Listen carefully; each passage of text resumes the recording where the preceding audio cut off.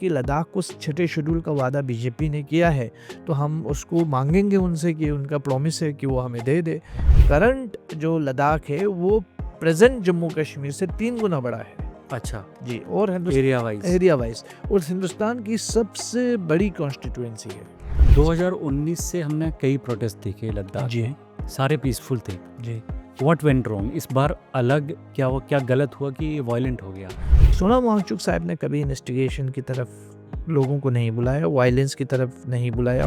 सोनम वांगचुक का एक अपना कंट्रीब्यूशन भी है, ठीक है। आप उनके तर्ज और तरीके पर सरकार एतराज़ कर सकती है, इख्तलाफ रख सकती है, लेकिन जिस तरह की लेबलिंग हो रहा है उसका हकदार वो नहीं है, वो डिज़र्व नहीं करता। देखिए जेन ज़ी जो नेपाल में ये प्रोटेस्ट हुए हैं वो सितंबर में अभी हाल ही में हुए हैं। लद्दाख पिछले 3 साल से स्ट्रगल कर रहा है। अच्छा, और ये सब बेबुनियाद इल्ज़ामात हैं। वो फ़ारसी में एक मुहावरा है, दर आबगिल माही गिरफ्ते।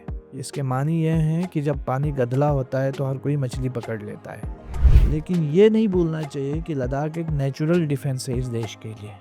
यहाँ का ग्लेशियर, पानी, इन्वायरमेंट और यहाँ के लोग सेना हैं। सही वर्दी नहीं पहनते हैं, तनख्वाह नहीं लेते हैं, कभी ट्रांसफ़र भी नहीं होते हैं, लेकिन सेना है, हमेशा से रहे हैं। 48, 62, 65, 71, 98, 2002 और आइंदा न जाने कितने आएंगे। देश के साथ हमेशा खड़ा रहने वाला ये इलाका है।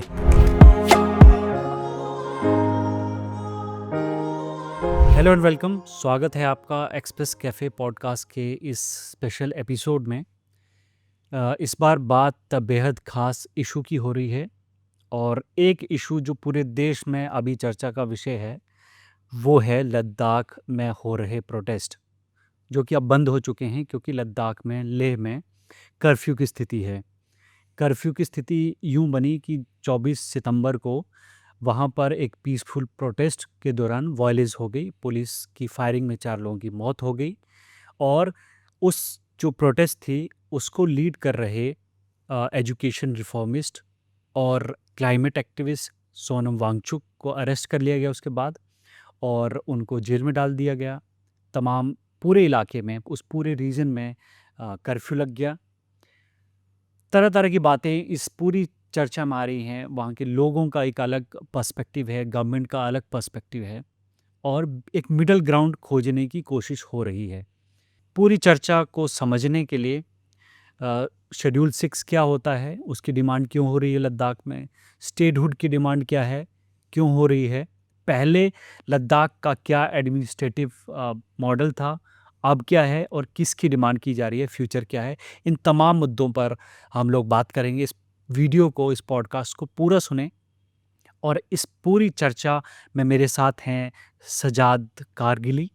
आप कारगिल डेमोक्रेटिक अलायंस, जो लेह और कारगिल 2 अलग-अलग वहाँ पे डिस्ट्रिक्ट हैं, तो आप कारगिल एरिया को रिप्रेजेंट करते हैं, मगर सोनम वांगचुक के साथ पिछले कुछ सालों से, जब से 370 एब्रोगेशन हुआ उसके बाद से आप लगातार एक यूनिफाइड फोर्स की तरह काम कर रहे हैं, अनशन का भी हिस्सा रहे और पूरे जो एक आप लोग एक पर्सपेक्टिव और एक डिमांड जो आप कर रहे हैं उसमें आप लोग साथ में हैं। तो हमने सोचा कि सजाद जो हैं वो उस विषय पर बात करने के लिए सही एक एप्रोप्रिएट इंसान हैं। थैंक यू सर हमसे बात करने के लिए, इस बहुत-बहुत पॉडकास्ट का शुक्रिया। हिस्सा बनने के लिए। जी, वेलकम। सबसे पहले सबके दिमाग में ये सवाल है कि अभी लद्दाख में इंक्लूडिंग कारगिल क्या स्थिति है, वहाँ पर क्या माहौल है after Sonam Wangchuk's arrest?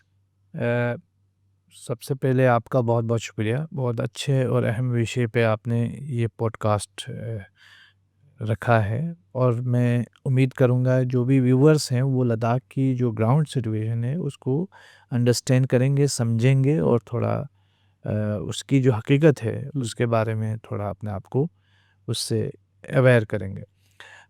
Current situation of post arrest of Sonam Wangchuk ji 26 सितंबर 2025 को अरेस्ट हुए थे और उसके सोनम वांगचुक जी और उनके जो साथी हैं, हमारे ले एपेक्स बॉडी के यूथ लीडर्स, वो अरेस्ट हैं।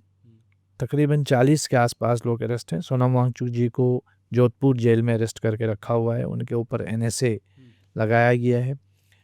सिचुएशन बहुत टेंस है, हम्म, लोगों में गुस्सा है, हम्म, लोगों में एक नाराज़गी है हम्म, जिस तरीके से डील किया गया लद्दाख को। हम्म, और उसके बाद नाराज़गी के साथ साथ, चूँकि लद्दाख एक पीसफुल रीजन है, हम्म, हालात पुरअमन हैं, हम्म, लेकिन काफ़ी तनाव है, हम्म, ख़ासकर लेह के अंदर की मैं बात करूँगा। हम्म, और ये गुस्सा पूरे लद्दाख के अंदर है, लेह में भी, करगिल में भी, हम्म, क्योंकि जिस तरीके से लद्दाख जैसे सेंसिटिव रीजन को हैंडल किया गया, हम्म, वो बड़ा अनफॉर्चुनेट था और लद्दाख के लोग समझते हैं कि ये लद्दाख के साथ ज़्यादती हुई है। 5 अगस्त 2019, इससे पहले जम्मू कश्मीर का हिस्सा था लद्दाख, जी, और उसके बाद जैसे ही 370 आर्टिकल 370 को वहाँ से हटाया गया, तो उसके बाद से एक यूटी बन गया, जो कि जो वहाँ पर लेफ्टिनेंट गवर्नर उसको रन करते हैं, यूनियन टेरिटरी बन गया। हमारे व्यूअर्स भी समझना चाहते हैं कि उसके बाद से लद्दाख का जो एडमिनिस्ट्रेशन है, वहाँ की गवर्नेंस है, वो किस तरह से बदली। और इसी से जुड़ा हुआ सवाल ये भी है कि आपकी जो डिमांड है कि आप शेड्यूल 6 और स्टेटहुड की डिमांड, वो इससे कैसे जुड़ी हुई है? जब जम्मू एंड कश्मीर का हम हिस्सा हुआ करते थे, तो लद्दाख के लोगों की कुछ रिजनमेंट्स ज़रूर थी कि जम्मू कश्मीर के जो 3 रीजन हैं, जम्मू, कश्मीर और लद्दाख, तो उसमें लद्दाख का जो रिप्रेजेंटेशन है वो बहुत कम है, और जो सरकार जम्मू कश्मीर में है वो लद्दाख की तरफ कम तवज्जो देती है। ये एक लोगों का था, एक रेज़नमेंट था, बिलख़ुसूस लेह में ज़्यादा था, और इसी वजह से लेह में एक लंबे समय से यूटी विद लेजिस्लेचर की मांग चल रही थी। हालांकि करगिल में जो हमारा हिस्सा है, हम लोग bifurcation of the state of Jammu and Kashmir के अगेंस्ट है और 370 के एब्रोगेशन के भी अगेंस्ट है। अच्छा। लेकिन लेह और करगिल का ये एक पॉलिटिकल डिवीज़न था 5th ऑफ अगस्त से पहले। 5th ऑफ अगस्त के बाद उसका रिफ्लेक्शन भी हमने देखा, ख़ासकर हमने देखा कि किस तरीके से लोग खुशियाँ मना रहे हैं, किस तरीके से लोग एक तरफ प्रोटेस्ट कर रहे हैं। तो प्रोटेस्ट भी हो रहा था साइमल्टेनियसली, और उसके साथ-साथ, प्रोटेस्ट के साथ-साथ जो है, एक तरह का रिज़ेंटमेंट भी ज़ाहिर हो रहा था। तो मैं समझता हूँ कि उसके फ़ौरन बाद लोगों ने धीरे-धीरे ये फ़ील करना शुरू किया कि जो 5th ऑफ अगस्त से पहले एटलीस्ट जो हमारी वॉइस सुनी जाती थी जम्मू कश्मीर के असेंबली के अंदर, 4 नुमाइंदों के ज़रिए, 2 हमारे एमएलएस लेह से थे, 2 करगिल से हुआ करते थे, और 2 एमएलसीज़ एक-एक जो है वो मेंबर ऑफ लेजिस्लेटिव काउंसिल में जम्मू कश्मीर असेंबली में होते थे। लेकिन 5th ऑफ अगस्त के बाद ये वॉइस हमारी ख़त्म हो गई, क्योंकि ये आपके पास असेंबली नहीं है, नहीं रही। कोई रिप्रेजेंटेशन नहीं जी, है एक तरह ये से। तो एक हिस्सा हुआ। दूसरा ये है कि अब हमारी बात करेंगे लैंड और कल्चर और आइडेंटिटी के। 5th ऑफ अगस्त से पहले 370 और 35 ए के तहत जो ज़मीनों का मालिकाना हक था, हक के मिल्कियत जिसे कहते हैं, वो लद्दाख के अवाम के अपने पास था, जम्मू कश्मीर के अवाम के पास भी था, लद्दाख के अवाम के पास भी था। और एक कॉन्स्टिट्यूशनल सेफगार्ड, एक कॉन्स्टिट्यूशनल गारंटी 370 की शक्ल में और 35 ए की शक्ल में लद्दाख के लोगों के पास थी। लेकिन 5th ऑफ अगस्त के बाद धीरे धीरे वो सारी गारंटी जब ख़त्म हुई, तो लद्दाख के लैंड, आइडेंटिटी, कल्चर, लैंग्वेज के लिए कोई कॉन्स्टिट्यूशनल गारंटी नहीं रही, कॉन्स्टिट्यूशनल प्रोटेक्शन नहीं रहा। और ये दूसरा जो रेज़ेंटमेंट लोगों के दिमाग में और दिल में ज़ाहिर होने लगा कि हमारी ज़मीनें महफूज नहीं हैं, हमारी आइडेंटिटी महफूज नहीं है, हमारा कल्चर महफूज नहीं है। और उसी वक़्त बीजेपी ने इलेक्शन लड़ा 2019 का, उसमें प्रॉमिस किया कि हम आपको छठा शेड्यूल देंगे। अच्छा। और उसके फ़ौरन बाद लेह में, क्योंकि हमारे यहाँ 2 काउंसिल हैं, ऑटोनॉमस हिल डेवलपमेंट काउंसिल, 2020 में उन्होंने लेह काउंसिल के दौरान भी वादा किया कि हम आपको छठे शेड्यूल के अंदर लाएँगे, ट्राइबल स्टेटस देंगे, ठीक? ये उससे रिलेट होती है। तीसरी बात जो हम डिसएम्पावर हुए, वो है ब्यूरोक्रेसी से, क्योंकि 5th ऑफ अगस्त से पहले कम से कम जो Jammu Kashmir public service commission के तहत जो जॉब्स होती थी, वो निकलती थी, जॉब्स में रिक्रूटमेंट होता था, गेजेटेड पोस्ट का, हायर एजुकेशन में जॉब्स वगैरह मिलती थी।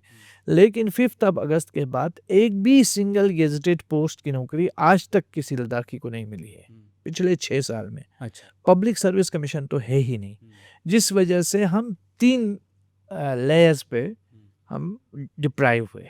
पहला, political representation in terms of democracy, absence of democracy, आपका लेजिस्लेचर ना होने की वजह से, स्टेटहुड न होने की वजह से, दूसरा लैंड सेफगार्ड ना होने की वजह से, ये जो हमारा कॉन्स्टिट्यूशनल प्रोटेक्शन था उससे हम महरूम हुए। तीसरा जॉब्स के ना होने की, रिक्रूटमेंट ना होने की वजह से गेजेटेड पोस्ट में, और जो एक स्टेट की ब्यूरोक्रेसी होती है उसमें भी हम लोग महरूम हैं। तो ये 3 लेयर्स पे लद्दाख का एक डिसएम्पावरमेंट हुआ। उस चीज़ को देखते हुए 5 अगस्त के बाद लोगों के अंदर एक रेजेंटमेंट शुरू हुआ, और फिर लेह करगिल की पॉलिटिक्स को लोगों ने भूलना शुरू किया, क्योंकि उस वक़्त हमारा एक जो रेजेंटमेंट रहा फिर वो हमारे एग्जिस्टेंस की लड़ाई में तब्दील हुई। और पूरा लेह करगिल, बौद्ध, मुसलमान, वहाँ का हिंदू, सिख, क्रिश्चियन सारे लोग एक पेज पे आए एपेक्स बॉडी और केडीए के प्लेटफॉर्म से, और हम लोगों ने 4 अहम मुद्दों को लद्दाख के फ्यूचर के लिए डिसाइड किया कि ये 4 चीज़ें बहुत ज़रूरी हैं। इन 4 चीज़ों के होने से लद्दाख जो है वो प्रोटेक्ट हो सकता है। नंबर 1 कि स्टेटहुड लद्दाख को मिले, क्योंकि लद्दाख डिज़र्व करता है स्टेटहुड। इतना बड़ा एरिया है, हम हिंदुस्तान की बहुत सारी रियासतों से बड़ा है हमारा रीजन, और एक सेंसिटिव लोकेशन है, यहाँ पीपल्स वॉइस होना ज़रूरी है।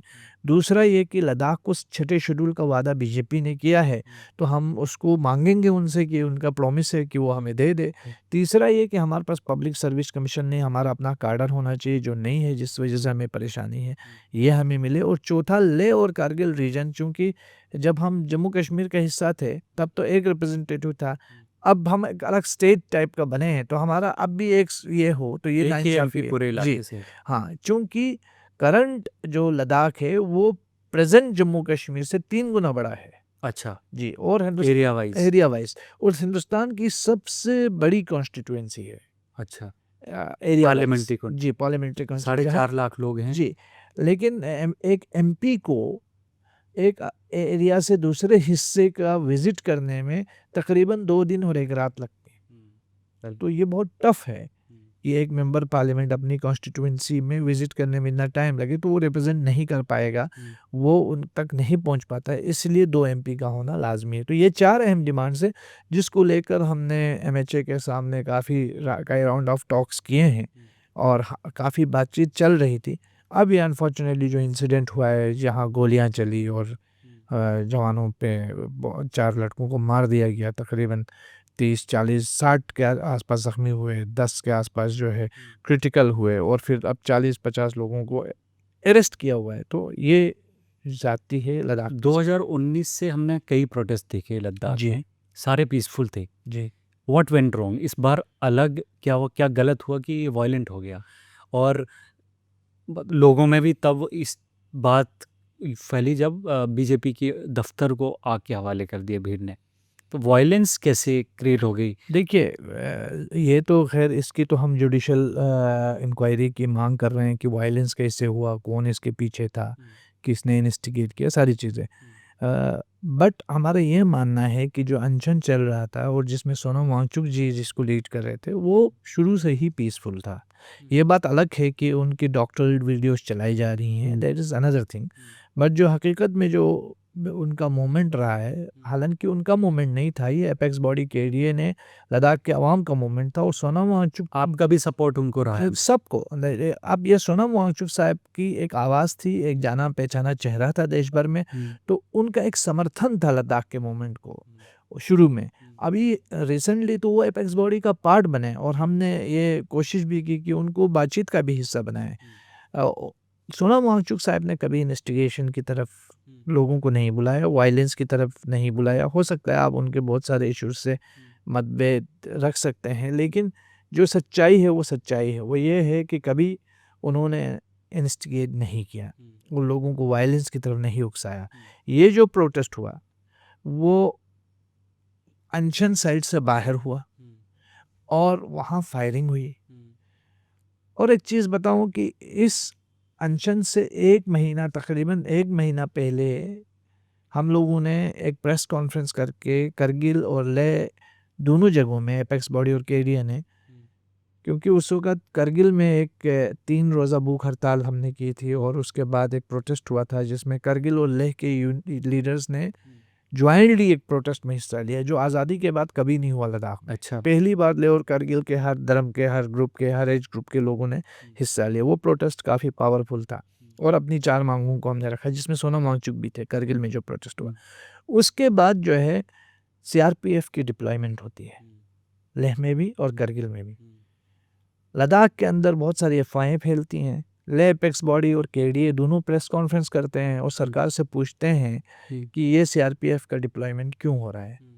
सरकार का जवाब आता है और ये सारा चीज़ें जो है वो ऑनलाइन मौजूद है, सारी प्रेस कॉन्फ्रेंसेस हमारी भी और गवर्नमेंट की भी।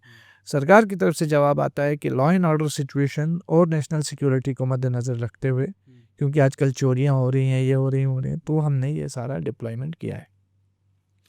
वायलेंस से एक दिन पहले 2 लोगों की तबीयत बिगड़ जाती है, दोनों को हॉस्पिटल रेफ़र किया जाता है। उससे लोगों में एक गुस्सा ऑलरेडी होता है। अच्छा। उसी रात को एपेक्स बॉडी यूथ की तरफ से प्रेस कॉन्फ्रेंस होती है कि कल लद्दाख लेह बंद रहेगा और उसके बाद जो है प्रोटेस्ट का तो ऐलान नहीं होता है, लेकिन ये लेह बंद का ऐलान होता है। अगले दिन लोग प्रोटेस्ट करते हैं। सवाल अब ये है, अच्छा, फिर उसके बाद सरकार का यूटी एडमिनिस्ट्रेशन का प्रेस कॉन्फ्रेंस आता है। वो बोलते हैं हमें पहले ही पता था कि इस तारीख की कोई चीज़ें होंगी, जो आपने भी सुना होगा, जो ऑनलाइन मौजूद। सवाल हमारा ये है कि जब कुछ आपके पास इनपुट था, फोर्स डिप्लॉयमेंट भी 1 महीने पहले की, सब कुछ किया, तो ये बैरिकेटिंग क्यों नहीं की? ये बार्बिड वायर्स जो इस वक्त लेह के चप्पे-चप्पे में उन्होंने लगाए, वो क्यों नहीं उस वक्त लगाया? क्यों नहीं वाटर कैनन जो है वो उसका अरेंजमेंट हुआ कि कहीं प्रोटेस्ट हो तो हम इनको डिसबर्स करेंगे? ये सारी चीज़ें तो हुई नहीं। तो फिर अचानक से ये फायरिंग का ऑर्डर क्यों दिया है? किसने दिया है? ये नहीं पता। तो लद्दाखियों में एक खटक और एक गुस्सा ये भी है लोगों के अंदर। लोग ये सवाल करते हैं आज लद्दाख में कि यहाँ से 200 किलोमीटर दूर लेह से चाइना बॉर्डर गलवान में हमारे 20 सेना शहीद हुए। हमारी फौज चाहती थी कि चाइना को मुंहतोड़ जवाब दे, लेकिन उस वक्त उनको फायर खोलने का परमिशन नहीं दिया गया। लेकिन ये कौन है जिन्होंने प्रोटेस्टर्स पर फायर खोलने का परमिशन दिया है? ये सवाल है जो लोगों को खटक रहा है। सोनम जो आपकी पूरी प्रोटेस्ट का, पूरे अभियान का, मूवमेंट का एक चेहरा है, सोनम वांगचुक, उनको एनएसए लगा के जेल में डालती है। जी, बहुत अनफॉर्चुनेट। आप आगे कैसे देखते हैं इस पूरे मूवमेंट को, आपकी डिमांड्स को? देखिए, सोनम वांगचुक साहब जब अरेस्ट नहीं हुए थे, अनशन कर रहे थे, मुझे लगता है कि कुछ उनके मित्र या मीडिया में कुछ लोग, डिफेंस से रिलेटेड कुछ लोग और लद्दाख के लोग ही इस मूवमेंट को जानते थे। लेकिन उनके अरेस्ट से तकरीबन देश में एक बहुत बड़ा तबका इस वक्त लद्दाख की इन 4 मांगों को लेकर के वो जागरूक हुआ है। तो सोनम वांगचुक एक पावरफुल आवाज़ है लद्दाख की और मुझे लगता है कि एपेक्स बॉडी, केडीए और उनकी फैमिली के लोग जो है वो जो लीगल कोर्स क्या होगा उस पर हम विचार कर रहे हैं और कोशिश करेंगे कि बाइज्जत तरीके से उनकी रिहाई हो, क्योंकि सोनम वांगचुक का एक अपना कंट्रीब्यूशन भी है। ठीक है, आप उनके तर्ज व तरीके पर सरकार एतराज़ कर सकती है, इख्तलाफ रख सकती है, लेकिन जिस तरह की लेबलिंग हो रहा है उसका हकदार वो नहीं है, वो डिज़र्व नहीं करता है। जैसे आप लोग कैसे देख रहे हैं सारी चीज़ों को, जिसमें चल रहा है कि पाकिस्तान से फंडिंग ली या पाकिस्तान के फलाने बंदे से बात करी, उनके टच में थे? नहीं, मैं तो देख रहा हूँ पाकिस्तान हिंदुस्तान गए में थे। सोनम वांगचुक जी वाहिद अभी आदमी हैं जिसको इतने सारे देशों के साथ एक साथ लिंक किया जा रहा है कि आप चाइना भी लिंक कर रहे हैं, पाकिस्तान भी, फिर बांग्लादेश का मोहम्मद यूनुस का भी, नेपाल का भी। तो जहाँ भी कुछ प्रॉब्लम हुई है वहाँ से सोनम वांगचुक साहब को लिंक किया जा रहा है और लद्दाख के मोमेंट को डिफेम किया जा रहा है, जेनजी बताया जा रहा है लद्दाख के। देखिए, लद्दाख में हर एज ग्रुप के लोग इस मूवमेंट से जुड़े हुए। अच्छा, इस बात में कितनी सच्चाई है कि मतलब गवर्नमेंट ऑफिशियल्स की तरफ से जो भी स्टेटमेंट्स आई हैं, एडमिनिस्ट्रेशन की तरफ से जो भी आई हैं, होम मिनिस्ट्री, उन्होंने कहा कि सोनम वांगचुक ने भीड़ को भड़काने का काम किया और वो जेनजी टर्म उन्होंने यूज़ किया। देखिए, जेनजी जेनजी अपराइजिंग और अरब स्प्रिंग, ये सब वहाँ पे उन्होंने अपने भाषण में या किसी सभा में बोला, जिसकी वजह से फिर वहाँ का जो यूथ है, जो वहाँ पे यूथ है जो कि अपसेट है, मान लीजिए जैसे कि आपने कहा कि अनएम्प्लॉयमेंट की वजह से वो सारे यूनाइट हुआ और वो वायलेंट हुआ। इसमें कितनी सच्चाई? देखिए जेनजी जो नेपाल में अभी ये हमने प्रोटेस्ट recent हुए में हैं, देखा, हाँ। वो सितंबर में अभी हाल ही में हुए हैं। लद्दाख पिछले 3 साल से स्ट्रगल कर रहा है अच्छा। और ये सब बेबुनियाद इल्ज़ामात हैं। वो फ़ारसी में एक मुहावरा है, दर आबगिल माही गिरफ्ते। इसके मानी ये हैं कि जब पानी गदला होता है तो हर कोई मछली पकड़ लेता है। तो मोमेंट को इतना डिस्टॉर्ट करो कि हर कोई उसे टेढ़ी निगाह से देखने लगे। तो अब इस बार थोड़ा सरकार का जो नैरेटिव है वो फेल हो गया, क्योंकि सोनम वांगचुक की आइडेंटिटी, उसका ऑलरेडी कंट्रीब्यूशन, ये सारी चीज़ें जो है एक जगह जमा हुई जो इन लेवल्स में फिट नहीं हो रही है। ठीक है, हो सकता है अगर करगिल में प्रोटेस्ट होता और इस तरह की चीज़ें होती तो उनको लेबल करना आसान हो जाता रादर देन ले। ठीक है, बिल्कुल। और जिस तरह का गवर्नमेंट का अप्रोच है, but at the same time as a responsible citizen in Hindustan के शहरी की हैसियत से मैं सरकार से यही गुजारिश करूँगा कि लद्दाख एक बहुत सेंसिटिव हसास रीजन है। यहाँ लोग जो है इस देश की ताकत है।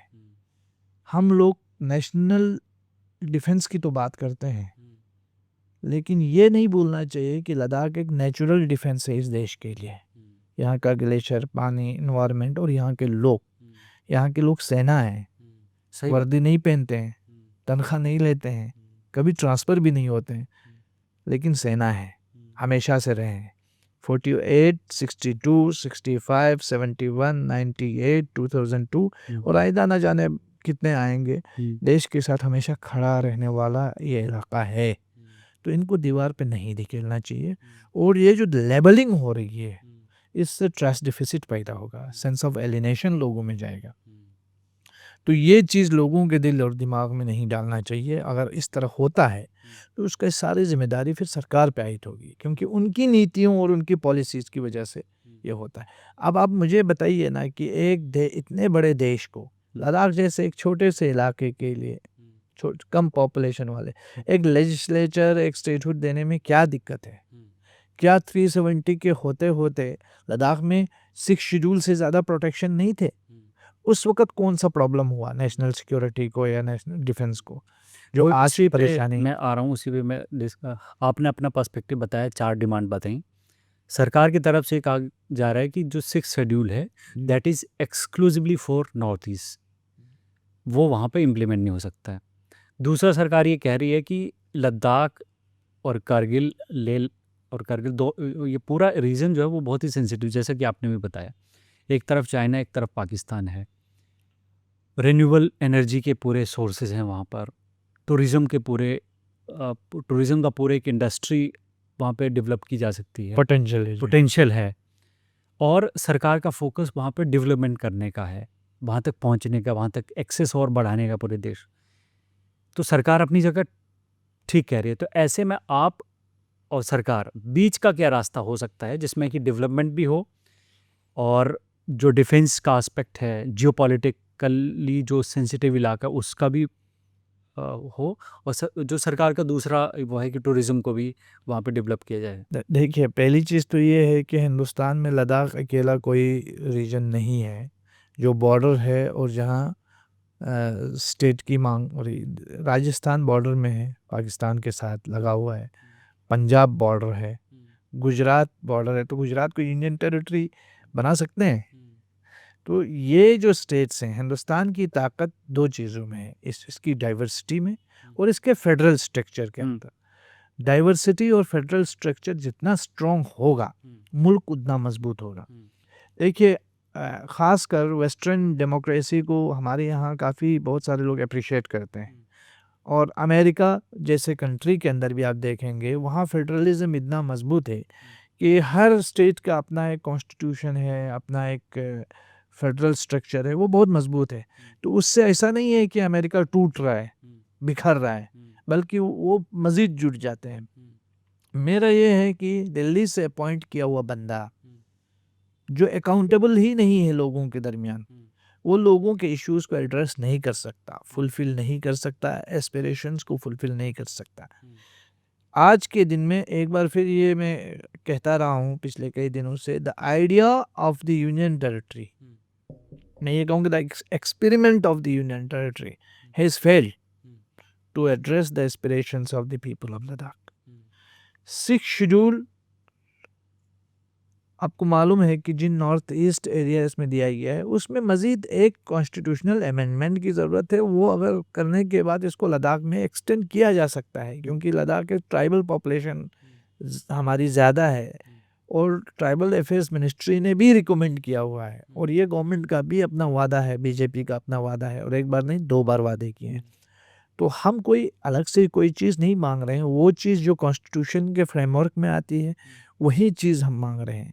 और कम से कम रेस्टोरेशन ऑफ डेमोक्रेसी बहुत ज़रूरी है, क्योंकि आज आप देखते हैं लद्दाख में सबसे ज़्यादा जो बड़ी प्रॉब्लम है, जो हमारे पास एग्जिस्टिंग हिल काउंसिल्स हैं उनके अंदर भी उनको भी डिसएम्पावर किए जाने की बातें चल रही है। कल प्रेस क्लब में यहाँ पे एक प्रेस कॉन्फ्रेंस हुई जहाँ ऑनरेबल एमपी साहब जो लद्दाख के हमारे हैं और ऑनरेबल सीईसी जो एलएचडीसी करगिल के हैं, उन दोनों ने बताया कि किस तरह डिसएम्पावरमेंट हो रहा है। 24 सितंबर को हालात ख़राब हुए लेह के अंदर, आज तक एक भी लोकल रिप्रेजेंटेटिव को बुला के एलजी एडमिनिस्ट्रेशन ने बात नहीं की है। तो आप अंदाज़ा कर सकते हैं कि कोई अकाउंटेबिलिटी नहीं है, कोई डेमोक्रेसी नहीं है। तो ये सारी चीज़ें तभी हो सकती है जब आपको आपके लेजिस्लेशन का इख्तियार हो। और हम एक ऐसे स्टेज से हमें तोड़ दिया गया है जहाँ हमारी पहले वॉइस थी। अगर सरकार हमें एम्पावर करना चाहती थी कि तो उनको चाहिए था कि अगर हमारे पास 4 रिप्रेजेंटेटिव्स थे लेह और करगिल में, तो आज के दिन हमें अपना लेजिस्लेचर होना चाहिए था, तब हम मानते कि हमें एम्पावर किया गया। ये तो हमारी रही सही जो रिप्रेजेंटेशन है वो भी हमसे छीन ली गई। तो ये एक बहुत बड़ी दिक्कत है जो लद्दाख के लोग समझते हैं कि यहाँ हम वॉइसलेस हो गए हैं। और शेड्यूल 6 के आने से थोड़ा सा जो दर्शक नहीं समझते हैं शेड्यूल 6 देखिए हमारी एथनिसिटीज़ provisions हैं? जी, हमारी एथनिसिटीज़ हैं, डिफरेंट एथनिसिटीज़ हैं, हमारे अपने कस्टमरी लॉज हैं, हमारी जो ट्राइबल पॉपुलेशन है, एग्रीकल्चर लैंड बहुत कम है। तो इन तमाम लोगों का प्रोटेक्शन बहुत ज़रूरी है, क्योंकि शेड्यूल 6 के अंदर हमारे ऑटोनॉमस डिस्ट्रिक्ट काउंसिल्स होंगे। वो ऑटोनॉमस डिस्ट्रिक्ट काउंसिल्स वहाँ पॉलिसी मेकिंग में एक अपना रोल प्ले कर सकते हैं, अपनी एक वॉइस बन सकते हैं और हमारी जो ट्राइबल आइडेंटिटी को प्रोटेक्ट करने का एक ज़रिया ये चीज़ें हो सकती हैं। इसीलिए हम चाहते हैं कि शेड्यूल 6 के अंदर लाया जाए। वरना तो देखिए ना, सरकार ने अभी हमें रिजर्वेशन दिया है, 85% रिजर्वेशन बोल रहे हैं, और उसके साथ साथ डोमिसाइल हमारा वो, ये सब एग्जीक्यूटिव ऑर्डर्स हैं, कॉन्स्टिट्यूशनल प्रोटेक्शंस नहीं है। और एग्जीक्यूटिव ऑर्डर कभी भी अमेंड हो सकते हैं, कभी भी एबॉलिश हो सकते हैं। हमें एक ऐसा कॉन्स्टिट्यूशनल गारंटी चाहिए जो मजबूत हो। और 370 और 35A जो पहले एग्जिस्ट करता था, उसके बाद अगर कोई कॉन्स्टिट्यूशनल गारंटी जो मज़ीद प्रोटेक्शन दे सकती है, तो कम से कम हमारे पास ये 6 शेड्यूल बचता है, जिसका प्रॉमिस खुद बीजेपी ने हमसे किया हुआ है। ओके। अब आपको नहीं लगता है कि अगर मान लीजिए गवर्नमेंट का पुश वहाँ पे डेवलपमेंट करने का है, गवर्नमेंट का पुश उस पूरे इलाके को डिफेंस की नज़र से और ज़्यादा प्रोटेक्ट करने का है, वहाँ पे रिन्यूएबल एनर्जी के बहुत सारे जैसे सोलर प्लांट्स लग रहे हैं, जब ज़्यादा डेवलपमेंट आएगा तो वहाँ के यूथ जो अभी अनएम्प्लॉयड, आप कह रहे हैं कि अनएम्प्लॉयमेंट बहुत बड़ी समस्या है, उनको एम्प्लॉयमेंट मिलेगा और 85% तक का उस पूरे इलाके में रिजर्वेशन भी दे दिया गवर्नमेंट ने। तो गवर्नमेंट तो कह रही है कि हमने इनको रिजर्वेशन दे दी 85%। ये जो रिजर्वेशन की आप बात कर रहे हैं, ये अभी हमारे यूनिवर्सिटी ऑफ लद्दाख में इम्प्लीमेंट ही नहीं हो रहा है। क्यों नहीं हो रहा? वो तो सरकार बताएगी क्यों नहीं की जा रही है। वो इम्प्लीमेंट नहीं किया जा रहा है। हालांकि जो हमारी यूनिवर्सिटी ऑफ लद्दाख है वो न स्टेट यूनिवर्सिटी है अभी भी, न सेंट्रल यूनिवर्सिटी है, वो कॉन्स्टिट्यूएंट ऑफ कॉलेजेस है। अच्छा। तो और ग्रांट इन एड से ये यूनिवर्सिटी चलती है। तो इनको तो वो पहले तो वो रिजर्वेशन पॉलिसी सबसे पहले यूनिवर्सिटी में इनको वो लागू करनी चाहिए। दूसरी, जहाँ तक आपने बात कही कि प्रोजेक्ट्स की और फिर बाहर से इन्वेस्टमेंट की, हम डेवलपमेंट के ख़िलाफ़ नहीं हैं, बट हम development not at the cost of existential threat नहीं होना चाहिए। किस तरह का लोगों के कंसेंट से जो हिल काउंसिल्स हैं, एटलीस्ट हमारे पास जो बची कुची जो इस वक्त रिप्रेजेंटेशन है वो हिल काउंसिल के ज़रिए है। कोई भी पॉलिसी हो, कोई भी इस टाइप का इन्वेस्टमेंट हो, वो हिल काउंसिल को ऑन बोर्ड लेके कम से कम किया जाना चाहिए, जिसमें कम से कम लद्दाख के लोगों की वॉइस रहे। मन मर्जी से बंदर बांट होना, मुझे लगता है ये लद्दाख के साथ नाइंसाफ़ी है। तो ये नहीं होना चाहिए। जो इतना वास्ट लैंड अभी हमारे लेह साइड में जो है वो दिया गया है अलॉटमेंट, जो हमारे यहाँ सोलर प्रोजेक्ट्स, तो मुझे लगता है वो चीज़ें सारी अगर करना भी है सरकार को कोई काम, तो लोगों को, लोकल रिप्रेजेंटेटिव्स को, सबको ऑन बोर्ड लेकर उनके नॉलेज में ला करके चीज़ें करनी चाहिए। तो ये जो ब्लाइंड जो डेवलपमेंट के नाम पे इस तरह का पॉलिसीज थोपा जाना या इस तरह का चीज़ें होना, मुझे लगता है ये हमारे एनवायरनमेंट के लिए ख़तरा है। अभी आपने हिमाचल के अंदर देखा, उत्तराखंड के अंदर देखा, जम्मू और पंजाब के अंदर देखा, कितनी तबाही हुई। बिल्कुल। लद्दाख इससे ज़्यादा नाजुक है, और अगर वहाँ पे इस तरह के हालात पैदा होंगे तो इन तमाम इलाकों से ज़्यादा तबाही लद्दाख में होगी। इसलिए उसकी हसासियत को, सेंसिटिविटी को नज़र में रखना बहुत ज़रूरी है। और एक चीज़ बताऊँ, यहाँ बड़ी इंटरेस्टिंग चीज़ें हो रही हैं लद्दाख में। हमारा यूटी 6 साल से अगर किसी चीज़ पे ज़्यादा एंगेज्ड है तो फेस्टिवल्स ऑर्गेनाइज करने में उनको काफ़ी अच्छा लगता है। इवेंट्स, हाँ, वो बहुत खूबसूरत लगता है उनको, बोर्ड सजाना, यहाँ फेस्टिवल, ये कप, वो कप, ये टूर्नामेंट, वो। और एक कप इन्होंने इस साल चलाया, क्लाइमेट कप। क्लाइमेट पे एक पेज भी इनके पास नहीं है पॉलिसी। अच्छा। और ये क्लाइमेट के नाम पे टूर्नामेंट चला रहे हैं। तो आप अंदाज़ा करिए, ये कल यहाँ देख रहा था, किसी ने इंडियन एक्सप्रेस में ही पढ़ा मैंने, अनप्रेसिडेंटेड विकास हुआ है। तो ये अनप्रेसिडेंटेड विकास यही है मॉडल, कि जहाँ एक भी गेजेटेड पोस्ट की नौकरी लोकल किसी आदमी के हाथ में नहीं है, जहाँ आपकी वॉइस नहीं है, जहाँ आपका बिजनेस रूल डिफाइन नहीं है कौंसल और यूटी के बीच में, और जहाँ आप अनप्रेसिडेंटेड फेस्टिवल्स कर रहे हैं और अनप्रेसिडेंटेड आप टूर्नामेंट्स चला रहे हैं। ये तो रियलिटी, मतलब एक ठोस कदम नहीं हुआ। सरकार 6,000 करोड़ बजट साल में देने की बात करती है और उसे काफ़ी प्रोपेगेट भी किया जाता है, लेकिन लोकल कौंसल्स के पास कितना अमाउंट, कितना फंड्स मिलता है उनको? 600 करोड़, 500 करोड़, यानी 20% भी तकरीबन नहीं होता है। तो ये लद्दाख के लोगों के साथ नाइंसाफ़ी है। मैं उस चीज़ की तरफ तवज्जो दिलाना चाहता हूँ कि अनटिल एंड अनलेस लद्दाख के लोग आपके साथ नहीं हैं, लोग हाथ में नहीं हैं, आपका पूरा विकास मॉडल जो है वो कामयाब नहीं होगा। तो अभी जैसे हम ने देखा कि 2019 में जब ये हुआ एब्रोगेशन, तो लद्दाख के लोग बहुत खुश थे।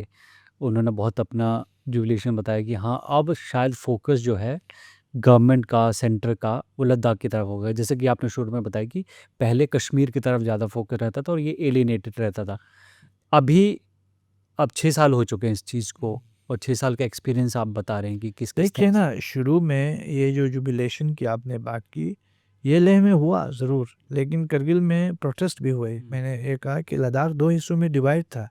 एक तरफ खुशी मनाई जा रही थी लेह में भी, लेकिन ये एक उनका भी जो माइंड था वो यही था कि शायद लद्दाख मज़ीद एम्पावर होगा, लद्दाख को मज़ीद जो है वो डेमोक्रेसी मिलेगी और रिप्रेजेंटेशन मिलेगी, लेजिस्लेचर मिलेगा, जो नहीं था इस यूटी में। ये खोखली यूटी थी, ये तो वो खूबसूरत गाड़ी थी जिसका इंजन ही नहीं था। तो लोगों ने गाड़ी देखी बाहर से, इंजन देखा नहीं, लेकिन अंदर गाड़ी में जा कर के देखा कि सारी चीज़ें ठीक है कि नहीं, तो इंजन गायब था। तो ये वैसी ही यूटी थी, बहुत खोखली किस्म के, जिसके बाद लोगों के अंदर रेजिमेंट आया। और आपने देखा कि 2019 में एब्रोगेशन हुआ आर्टिकल का, 2020 मई में उस वक्त के बीजेपी के सीईसी ने एलजी ऑफिस के बाहर एक प्रोटेस्ट किया, जब उनको लगा कि मेरी आवाज़ नहीं सुनी जा रही है। और 2020 के सितंबर अक्टूबर के इसी महीने में तकरीबन लेह हिल काउंसिल के इलेक्शंस के बाइकआउट का ऐलान हुआ, जिसके बाद ऑनरेबल यूनियन होम मिनिस्टर ने लेह लीडर्स को यहाँ बुला के उनसे बातचीत की थी।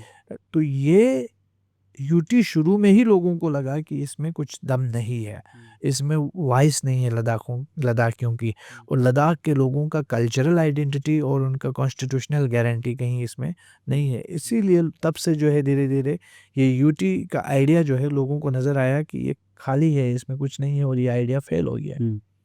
बस आखिरी सवाल है कि अभी आपने बताया कि गाड़ी है मगर इंजन नहीं है। जी जी अब उस इंजन को पाने के लिए जो आपका एक बड़ा चेहरा था वो तो जेल में चले गए। जी बाकियों में कितना पहले भय की स्थिति है अभी जो लोग उससे जुड़े हुए हैं कि हम लोगों को भी इस तरीके से ना जेल में डाल दिया जाए। और दूसरा ये कि आगे का कोर्स ऑफ एक्शन क्या होगा? क्या लोग सड़कों पे उतरेंगे, प्रोटेस्ट करेंगे कि कोई और तरीके अपनाए जाएँगे या वेट किया जाएगा कि सोनम वांगचुक बाहर आएँ और फिर से लद्दाख के लोग अपने मूवमेंट को लेके बहुत ऑनेस्ट हैं और जाहिर सी बात है सोनम वांगचुक साहब के जेल जाने का उनको अफसोस है, बहुत अफसोस है। लेकिन इसका ये मतलब नहीं होगा कि लद्दाख खामोश होगा। सोनम वांगचुक की के जेल में जाने से लद्दाख का मूवमेंट और मजबूत हुआ है और अब ये हर यूथ को जो है वो एक्टिव कर रहा है। तो मुझे लगता है गवर्नमेंट को डिग्निफाइड वे में बातचीत को ट्रैक पे लाने का एक कोशिश करना चाहिए। जो हमारे लोग अरेस्ट हैं उनको छोड़ना चाहिए। एक कंडूसिव एटमॉस्फेयर पैदा करने के लिए जुडिशियल इंक्वायरी होनी चाहिए। जो लोग ज़ख्मी हुए हैं उनको कंपनसेशन एंड रिलीफ मिलना चाहिए। जो लोग मारे गए हैं उनको भी कंपनसेशन मिलना चाहिए। तब जाके हम एक बातचीत की तरफ जा सकें और डिग्निफाइड वे में हम डायलॉग को आगे बढ़ा सकें। पहली चीज़ तो ये है। दूसरी चीज़ है जो लेबलिंग हो रही है लद्दाख की मुख्तलिफ़ तरीक़ों से मुख्तलिफ़ लेवल्स पे, वो लेबलिंग बंद होनी चाहिए एज़ सून एज़ पॉसिबल।